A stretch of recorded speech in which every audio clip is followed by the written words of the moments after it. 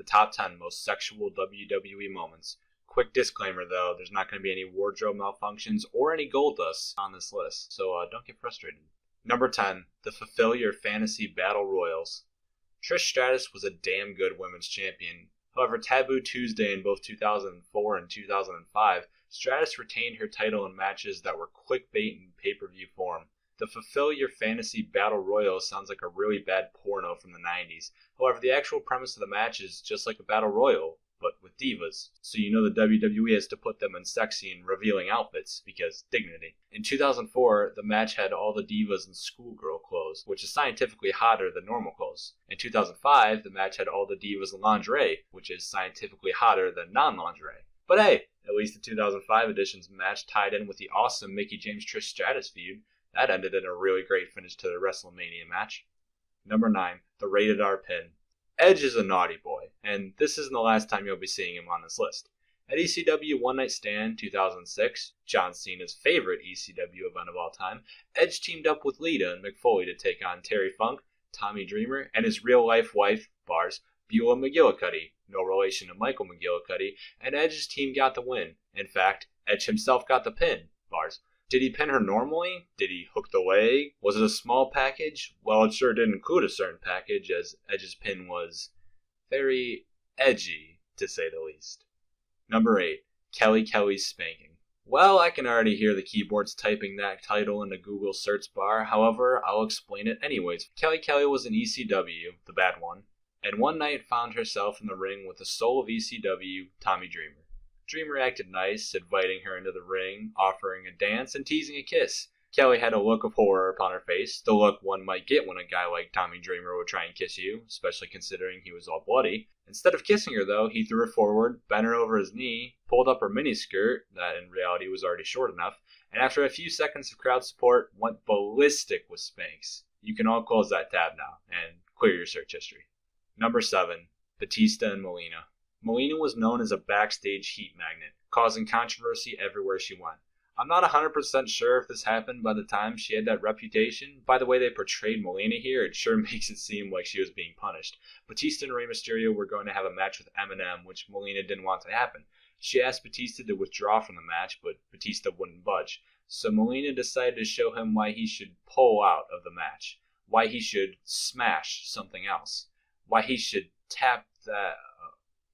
You get my point. Commercial break comes after they start kissing, and they come back to Melina putting her shirt back on. She tries to confirm their deal, and Batista goes on to say, "What?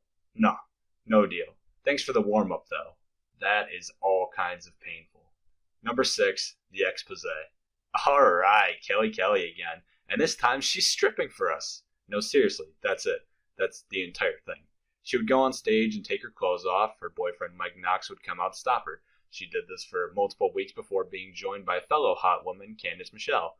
This all happened before her actual in-ring debut, so literally the only thing any of us knew about Kelly was that her parents wanted her to be bullied as a child, because, you know, Kelly, and that she liked stripping. Great character. Number 5, HLA. HLA stands for Hot Lesbian Action.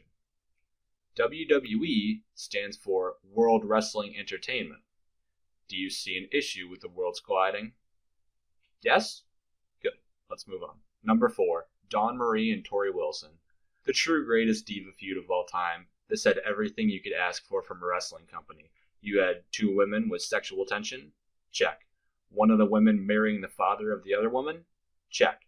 You've got said father dying from too much sex? Check. And most of all, you've got a wrestling match to settle the father-killing feud? Check. Let's head to the bonus round. Did the feud contain a scene in which one woman tricked the other into a night of fun? Check. Did the feud see 2 people getting married in their underwear? Check. Did the feud's final match have a terrible stipulation name? Check. This truly is the greatest possible Divas feud in all of WWE. By the way, that terrible stipulation name? Stepmother versus stepdaughter. By the way, part 2. This feud lasted 4 months. Kill me. Number 3, Stacy Keibler's lap dance. Some might argue that Stacy Keibler's dance for Mr. McMahon should be on this list too, but I refuse to allow something involving Vince McMahon to be classified as sexy. You'll have to settle for Scott Steiner instead. In 2003, Big Papa Pump formed a tag team with Test and were managed by Stacy Keibler, and then they feuded with each other, strangely, for the managing services of Keibler. So, on June 15th at Bad Blood, Steiner beat Test and had Stacy Keibler as his manager. Well, Steiner lost her back to Test in a rematch on August 18th, and then, who am I kidding? You don't care about this, you horny bastards. During the feud, Test was having a match with Booker T, the five-time WCW champion, and during the match, Scott Steiner came out with a chair. What did he do with said chair? He sat in it, and out came Stacy Keibler for a lap dance, and out came a bulge in the pants of all the men in attendance. Fun fact, during this distraction, Booker T was able to hit the bookend to win the match, but Jerry Lawler on commentary accidentally started to call it the Rock Bottom, because, well, it is the Rock Bottom. Number 2, Miss Kitty flashes. I said no wardrobe malfunctions, however, Miss Kitty did this on purpose. Might not have been planned, but it was no accident by the lady who would turn into the cat. At Armageddon in 1999, Miss Kitty would claim the first instance of intentional nudity on WWF television, which has almost as much honor as being the first person to comment on this video. The actual match was a four corners evening gown pool match, for the WWF Women's Championship. Ivory defended the title against Miss Kitty, Jacqueline, and BB, while the fabulous Moolah and Mae Young served as the special guest referees. Miss Kitty won and, in celebration, decided to flash the crowd. Many manhoods started that blessed Sunday. And number 1, the live sex celebration. Because, don't forget, WWE stands for World Wrestling Entertainment. Wrestling. So Edge had just beat John Cena for the WWE Championship belt, the spinny one, and decided the best way to celebrate would be to place a bed in a wrestling ring and make an audience feel extremely awkward for a few minutes. Because, well, they had sex.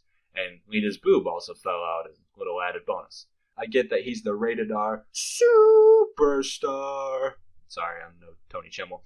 However, this is seriously the best way for him to celebrate and be rated.